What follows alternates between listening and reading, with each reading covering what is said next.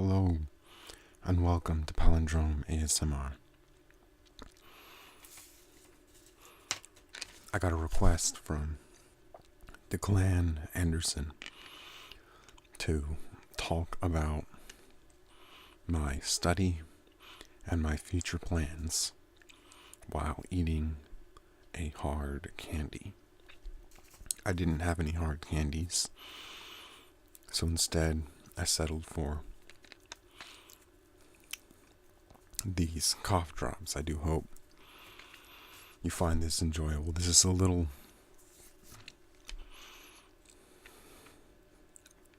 bit on the mouth noises sound of things, which my channel hasn't really been on. And I'm going to have no prop but the clicky cube. But that's going to come into play much sooner, so my field of study has changed several times over the years. I went to an arts high school, Orange County High School of the Arts, OSHA. And there, they have conservatories. Each conservatory has a different focus. My focus was instrumental music. So starting in 7th grade, this was a middle school and a high school. Starting in 7th grade, I played clarinet in band. At first, just the small middle school band. It was very small, maybe like 15 people. And eventually the high school band. At first, I played bass clarinet, but sometime in 8th grade, I played the regular clarinet. At first, I sucked, but then I got better and better, because I found a really good teacher named Jean Wee, who was probably the best teacher of any subject I have ever had. He basically brought me up from the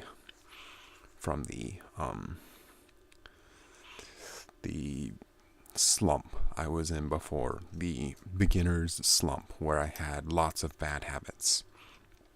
And so for 3 hours every day after school, I would play in band, either bass clarinet or clarinet. We had orchestra, we had wind ensemble, which is just winds. We had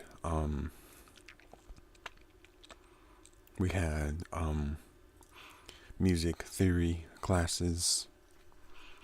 And I was in the pit orchestra for the music and theater department, the acting department.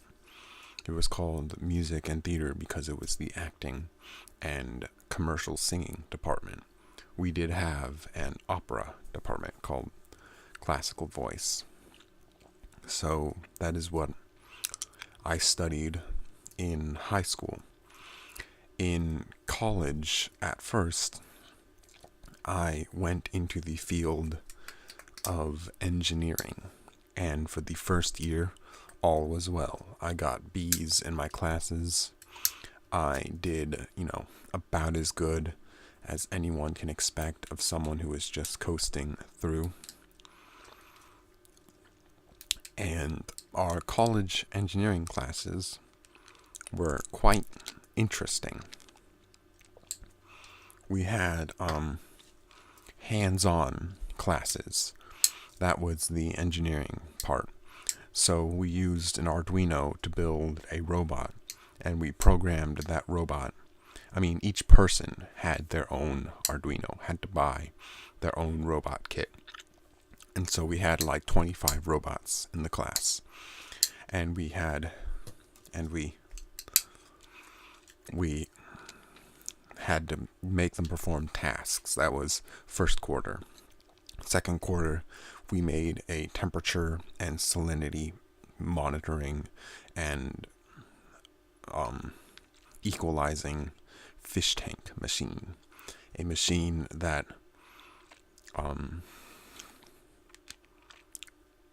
controlled salinity and temperature. And we were successful.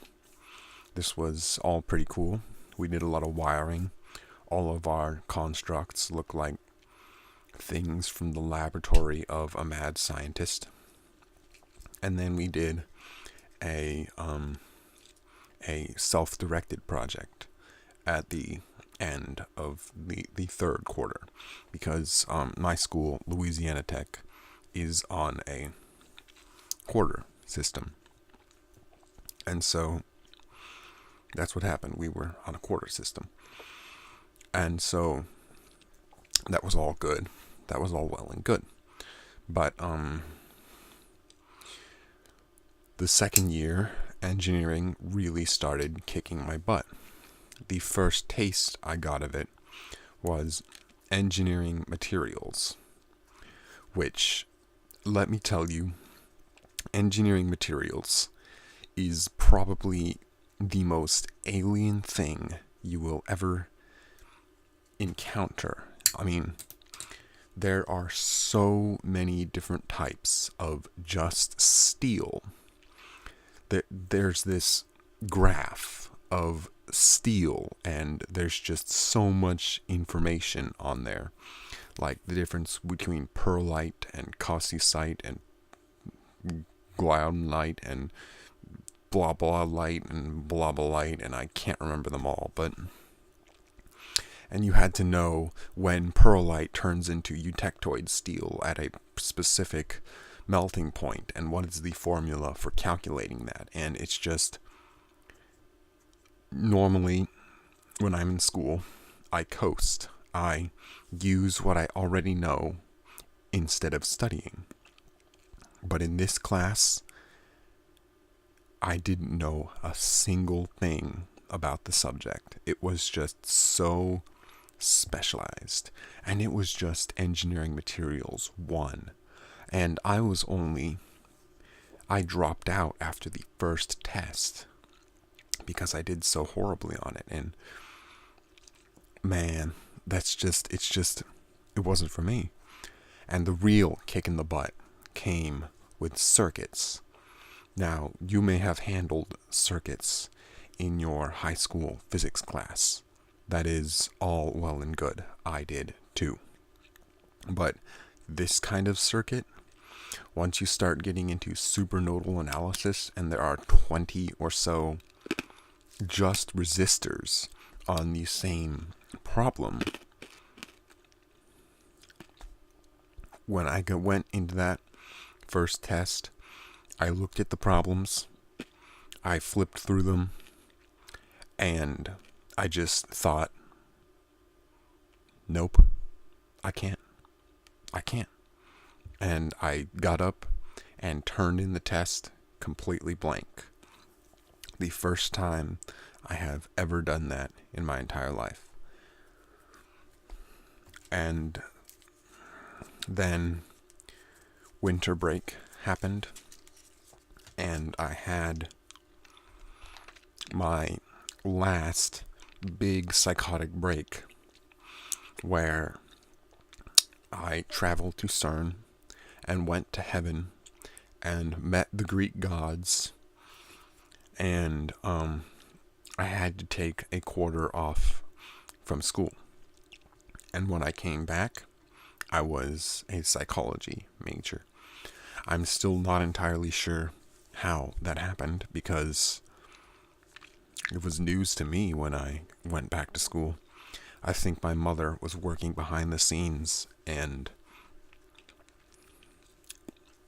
manipulating things so that I would go into a profession that suited me better, which is psychology. And it does suit me better. It's a lot easier. I mean, incomparably easier, which I really appreciate. Because I learned from my engineering classes that I am not a good student. I do not know how to study. I do my homework, but studying is necessary for an engineering degree. And so now I am studying psychology. I am a psychology major, which was not my intention. I had always planned to be an engineer, but engineering just happened to be so tough that it just...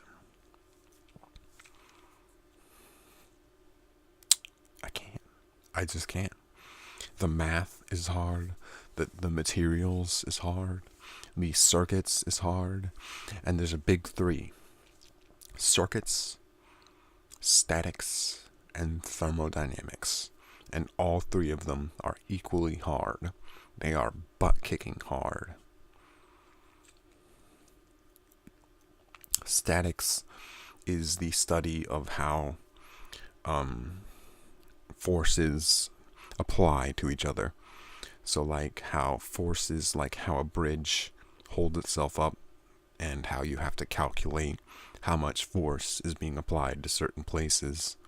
That's statics. And thermodynamics is, well, thermodynamics.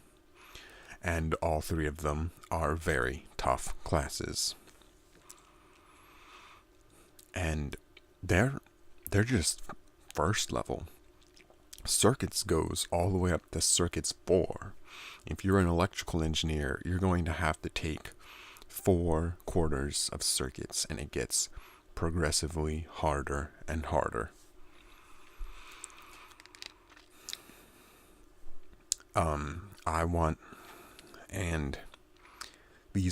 This past year, I've realized that my dream is to become a mathematician.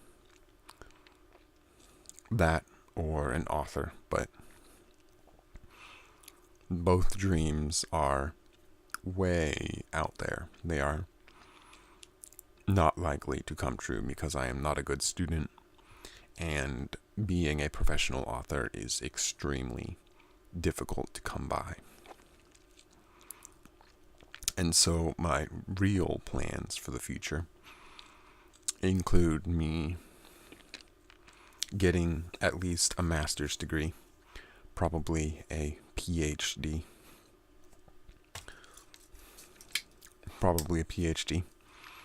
I think I'm a good enough student to where I can handle a psychology PhD,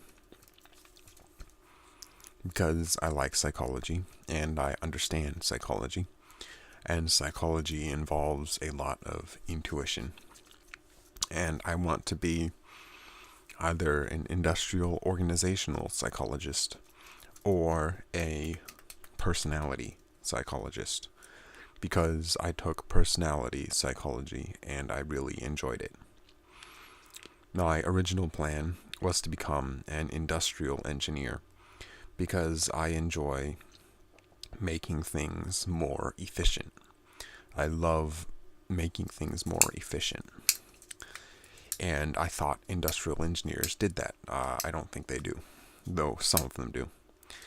And I wanted to become an industrial organizational psychologist because I want to make things more efficient. But I learned that industrial organizational psychology does not make that. It's mostly a human resources department where you design tests for job entrance and design quarterly reviews for HR representatives. And that's not the kind of stuff I really want to do. I think I am going to go into personality psychology and become a researcher and a professor.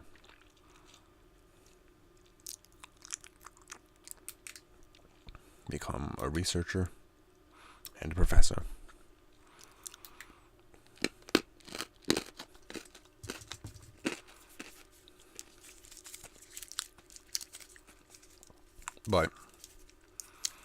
you ask me, my dream, my equivalent to wanting to be a professional baseball player dream is to become a mathematician and solve one of the 6 remaining Clay Mathematics Institute Millennium Prize problems.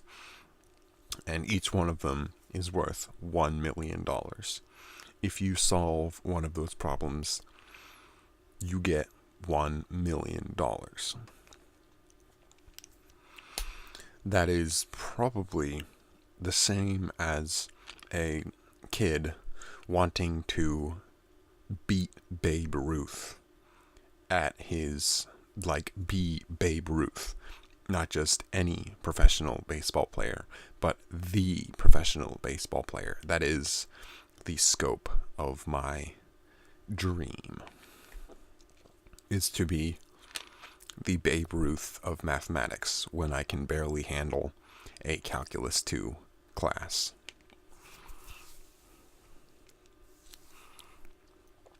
I do fully realize the enormity and the absolute unattainability of my dream.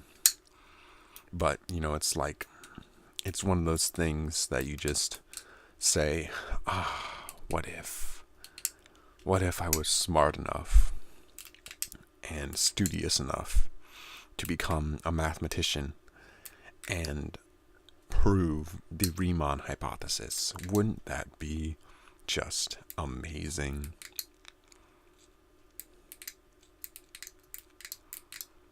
But that's not going to happen. So obviously that even I can see it. But, if you want to hear my story about how I screwed around with the Greek gods while high on my own illness, then just ask me and I will explain exactly what happened and how I interacted with these Greek gods and how I tricked them. There's a very interesting story about how I tricked these Greek gods into letting me become at the very least, not a god, but a sort of superhuman. I went to a party with the Greek gods. They have lots of parties, and this is all happening inside of my head. And I tricked them into giving me ambrosia and nectar, which is the food of the gods. They were all drunk. I wasn't drunk, I was psychotic, but they were all drunk, and they fell for a ingenious trick that allowed me to consume nectar and ambrosia, which I don't know what the effect was, but it was pretty monumental, in both in the legendary history and in how it happened. I'll tell you that story if you want to hear it. If not, because it's just a psychotic delusion of a crazy kid, then I won't tell it. But I'm just gauging how interested people are in hearing about what happened while I was up in La La Land. I hope you enjoyed the cough drop sounds. I have a lot more cough drops, but this video is coming to an end. If you've watched this far, you're amazing. As always, read my books. Search ZEPPY. Someone, I forget who, Benjamin, I think it was. That was his name. spelled my name Zebby. I can understand the confusion, but it's P, like LMNOP. So, because P and B, one is a plosive, a voiced, or a plosive, and one of them is a bilabial B. I don't know what that's called. One of them is a bilabial plosive, and one of them is a bilabial affricative, I think. And I don't think many languages make the distinction between the two sounds, P and B. One is a voiced bilabial plosive, and one is just a bilabial plosive. B, P, B, P. And they sound very similar. Interesting fact. I'm going to end with an interesting fact. The th sound, th, in English is actually rare in the linguistic world. That is called a dental affricative. And very few languages have dental affricatives in them. And that's why it's hard for many languages, many foreigners to pronounce th. Th. We're so used to it that we don't notice it. But it is actually a very special sound.